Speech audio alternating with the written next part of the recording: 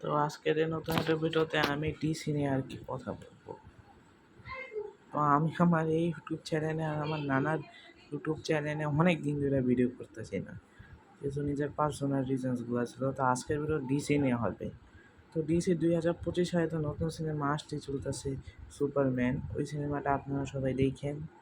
ওরা ডিসির নতুন সিনেম্যাটিক ইউনিভার্স ডিসি ইউনিভার্সে হইতেছে সর্বপ্রথম সিনেমা। আর ডিসির যেগুলো জিনিস আমার সবচেয়ে বেশি ভালো লাগে ওটা হইতেছে টিন টাইটেন্স। এটা 2003 থেকে 2006 সাল পর্যন্ত চলছে, মানে একেবারে ব্যান্টেন এলিয়েন ফোর্স। এটা 2008 থেকে 2010 সাল পর্যন্ত চলছে। অনেক টিন টাইটেন্স এসে অনেকটা ওরকমই, মানে ওর আর্ট স্টাইল, মানে কাট, মানে আর অনেকটা ব্যান্টেন এলিয়েন ফোর্সের কথা আমার মনে করায় দেয় ওই টিন টাইটেন্সের ওই 2003 থেকে 2006 সাল পর্যন্ত চলা সিরিজটা।